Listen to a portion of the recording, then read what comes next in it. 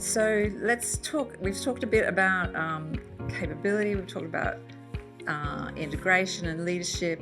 I think the other thing Stephen flagged it in his opening remarks. The amount of change that's going on in the context for mining, the geopolitical, regulatory, market shifts. There's a number of different sources of pressure on mining and the operational models. What are some of those motivations, Neil, do you see that are really inspiring and motivating change and innovation? And how are businesses thinking about risk in that concept as well?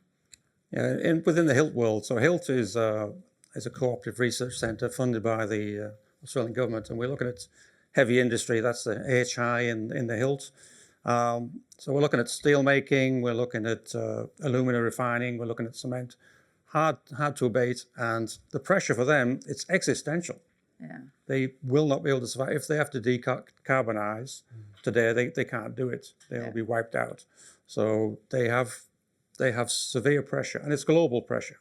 Yeah. Everybody's trying to decarbonise at the same time. We have the safeguard mechanisms here, which basically is a ticking time clock for the steel plants. I mean, you can decarbonise a steel plant, just go electric. And the American steel industry is 70% electric, very low carbon emissions. You can do it. But that costs you, about $1 billion per million tonnes. So there's $5 billion for BlueScope. They can't afford that. It can't be done. In America, to go from 0 tonnes electric to 70 million tonnes took about 60 years. So it's about 1 million tonnes a year. It's slow, but they've got to do it in 20 years. It can't be done. So you need new different technologies. So that pressure globally means that collaboration now is going global. Within this, and even within Australia, 20 years ago when I was at Rio Tinto, there was no way they would talk to BHP and vice versa. But look at them now with Neosmelt. Mm-hmm. They're feeling the pressure. They have to work together collaboratively to innovate, to get new technologies to decarbonise in the hard to space. Otherwise, we're going to lose 900 million tonnes of hematite. It's not going to go to China because they want to decarbonise. They would have to go to magnetite, higher purity. We can do magnetite from the pill, but much lower volumes. And Australia's political system is going to collapse as well without that royalty. So huge problems. It is existential.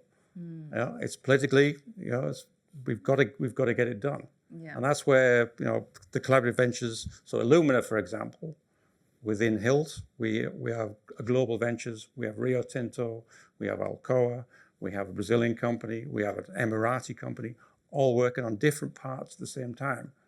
So one part of a refinery will be upgraded with new equipment here, one in Brazil, one in Australia, all testing the various parts. Because to electrify an alumina refinery is a big deal. One alumina refinery, say down in Wagerup, that would need the same power as West Australia generates now. So what do? You build 8 gigawatts of solar and wind and 800 gigawatt hours of batteries, or you build 2 nuclear power stations. Take your pick, $20 billion. Thank you very much. And then multiply by 3. Wow. It's a massive issue. And so globally, that's what we're working on with HILT, is globally to solve these solutions. It's so that's the big end. You go down the lower end, you want to improve your pump life, then you talk to Weir. You don't put it on a plant with only one slurry pump, where if it shuts down, you're dead. You put it where you have a standby. Right. So those horses for courses go from existential. Fear is a great modifier. Necessity is the mother of invention. Could I just add the perspective from the discovery end? Right now, this industry has faced a discovery cliff. The rate of new discoveries is it's just been off a cliff face. The previous playbook is not working for the next generation of ore body discovery. Once upon a time, you could trip over an ore body. They stuck out of the ground. They're easy to find. I think the statistic is in the last 10 years, there's been 15 major copper discoveries. In the previous 20, there was 200. Because the challenge is the ore bodies are getting deeper, they're getting harder to find, they're undercover. You cannot rely on just surface mapping anymore. You need to get more sophisticated with your exploration toolkit. Geophysics plays a role into that. It's a remote sensing technique. It gives you an idea of what's underneath the ground, and it gives you something to target your drilling off rather than just drilling blindly. Because the reality is only 1 in 1,000 prospects will turn into a mine, and it will take on average 18 years for them to turn into a mine. So we've experienced a supply disruption with the conflict in Iran, but what happens when the supply dries up? That's going to have much more significant ramifications for the global economy. Much bigger disruption. So you've hit on something else as well, and I know, Neil, you've spoken about it as well when we were talking before the panel tonight, was that the innovation collaborations that are happening are involving a number of different people with kind of different sort of mindsets as well. So you've got research groups and universities and academics that are involved in some of the work that you're doing as well. You've got cross-cultural kind of implications for the range of organisations that are working together on these technologies as well. What does that mean for leadership in terms of how you manage those sorts of projects and make decisions on how to proceed? I think the most important thing is to understand each other's perspective. For example, working with researchers in universities, they are focused on publications. They want to generate something new that somebody's not done before. They get a publication. That's their KPI, is to publish, and that's all they want to do. Whereas in industry, we need some information to improve our operations, and there is a massive gulf between them, and they're not aligned. And then you've got the OEMs. In between that, they're going to come up with a widget, a nice pump from where it's going to take this information from the researcher, try and implement it into a mine. But it's a big wasteland. The valley of death, we call it. It's between the university, and that's where you need a lot of cooperation between industry players, the researchers. Sometimes the government needs a hand because if it's a global issue, that is the big problem area, is to go from what we call TRL1, technical readiness level 1. Somebody's got a great idea in a university. The TRL8, where it's working at a million tons a year in the Pilbara. There is 20, 30 years and billions of dollars to be spent, a lot of pain in between. Yeah. And that's where the focus has got to be, is in getting from one, where the university guys are churning out papers willy-nilly, and the guys who are sitting on a number 8, churning out profits. Time and effort's got to go to 2 to 3 to 4 to 5, 6. And each time it gets 10 times harder, and 10 times more money, and 10 times more effort. So, you're talking about 20-year kind of cycles almost. Jai's talking about we need it now, and everything in between. How do organisations reconcile that? Like, Tim, have you got a perspective on that this need for agility, but the reality of the time that's involved in some of these developments as well? Yeah, it's a tough question, because I guess the collaborative part that you're talking about, Neil, is important. So OEMs, we need to be a bit of that conduit in between, sure. But we do need industry to help, to generate that interest for everyone to be collaborating together.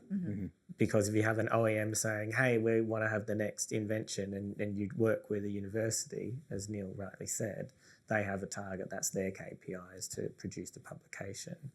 The ability for then the OEM to take that and put it into a working model, and then scalable commercial side of things, it takes time, effort and money as well.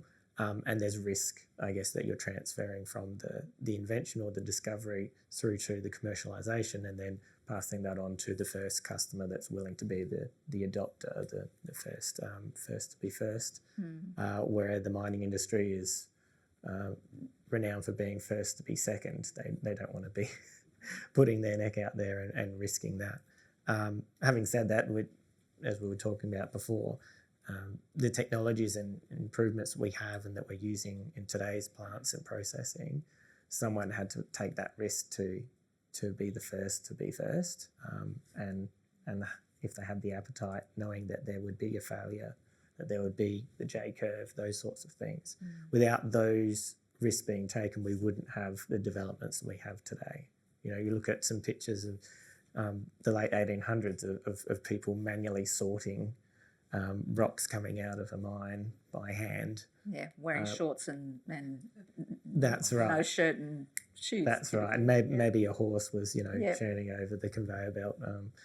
To where we are now, we have, you know, digital systems with ore sorting and the, you know, ways of separating that out off a conveyor belt. It's leaps and bounds apart, and we didn't get there without the innovation and people having the appetite for risk. Yeah. But perhaps you might need to re-ask the question, because I think I got a bit off track. Oh, no, it's fine. I like the direction you went in.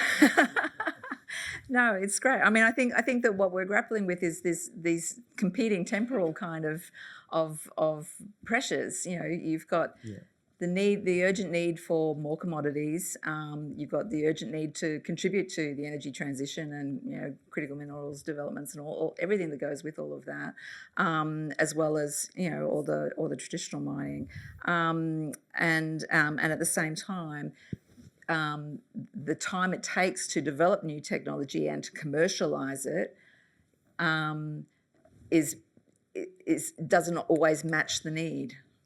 Well, it doesn't in today's industry, but it's the old adage is cost, schedule, and quality. Pick two. Yeah. So if you want to meet the schedule Right. at the quality, it's going to cost you more. Yeah, that's it. So more money needs to be spent if you want to do this quickly, and you want to do it right. Then you're going to spend more money. If you want to keep within budget and not spend, it's going to take you longer. So that's the choice. It's a political / industry choice of what we do. If the quality, if you want it rough and ready, another way to do it is not go to 100% decarbonisation, take it in stages. And that's what the Japanese and the Chinese are doing. Right. So maybe that's a political decision as well, is don't go 100%, be satisfied with 50, 70, 80%, and you can get 50, 70, 80% there. And then do the heart of it. So there are options, there are levers to pull. Yeah. But it's in the end, it's a political decision. Yeah, for sure. Joe, what's the time sort of frame that you look at in your world and the technologies that you're developing? Because they're still evolving as you're applying them. Yeah, they're quick. They're quick cycles. One thing I've noticed with FleetSpace is they've really tried to adapt that technology framework, those from the Silicon Valley, from the deep technology companies. Our product team, you know, they work in week cycles. What we prioritize in terms of what we deliver to the customer is turnaround times of days. And that's part of the reason why we have our own satellite network, why our sensors on the ground are able to beam straight up to the satellite, send it back to the processing team.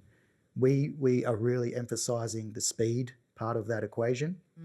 And it's not just in terms of what we deliver, but the expectations within the organization as well. So I guess it raises the idea of partnering. You know, there are specialist organizations out there like us who are designed to really thrive and have that flywheel effect in this innovation space. FleetSpace raised $100 million in their Series D in the US equity markets. And that was to put to work to solve mining industry challenges and problems. So we really have a laser focus on trying to solve some of these big issues that have plagued the mining industry for so long, because we feel like it's ripe for innovation. There is so much opportunity to improve things here. And those statistics are sobering. There's a real urgency that's developing, and I think that urgency needs to be felt throughout the industry, because that is a powerful motivator for change. Yeah, for sure. No, interesting. So going back to where we sort of started, and you know, looking at Andrew, you were talking about the capital investment cycles and mine life cycles and how that influences investment in new technologies. Yep. how do you think about that in the light of the speed of this kind of development? So if you've got a mine that's got a 3-year mine plan, 5-year mine plan, and Jai can give you some data within 3 days on where the next ore body is, what does that mean for a miner? Yeah, I think it's know what you can take advantage of today, and what's there, and be aware of it, be aware how it can add value, be aware of some of the things you may have implemented already that is going to make that business case more savvy already, and just to your point, Neil, communicate. You've got to know what's going on around the place. But if I look to the future of it, and reasons for adopting technology now, and linking back to some of the things people have said, where we are probably we've got to think about where we're going, right? And a lot of the technology we have developed over the years has ultimately been about removing people from a task, and a lot of it largely around safety. Like you talk about how unsafe some practices were in the past. We've driven that. So there is going to constantly be an ambition of doing that until you ended up in a point where we have this zero entry type mine. So what's interesting, I think, about today's technologies and where we are is to think about the technologies that are going to integrate, about how an ecosystem will look to enable that to happen. We're in a space now where things are integrating well. There is interoperability. You do have OEMs working together through the conduit of a customer to have different technologies able to talk to each other. There will come a point where standards are created, that make that even easier. And I'll give an example of, a reason to do it. You think about, it wasn't that long ago we were sending bogger operators, loader operators into very dangerous areas in stopes and basically killing people. This was 30 years ago. There's probably still places in the world where it happens. There's also still places in mining applications where you can argue that it's safe to do bogging, in a certain way that maybe shouldn't be still, because the automation technology is there. But when that decision was largely made by the industry that, hey, we're going to do this, we're not going to kill people anymore to do that, the technology that existed caused a loss in production. There was an immediate impact to that. Again, yeah. And then we basically, the investment of that though drove then the overall technology, development over time to where we are now today, where you could argue it's better than the human. And then that'll keep happening. So we've got to think about those technologies that we can invest in now, that, you might take a small hit now, but then that investment, or that large rapid scale investment, it's going to drive that to then be better than we are today.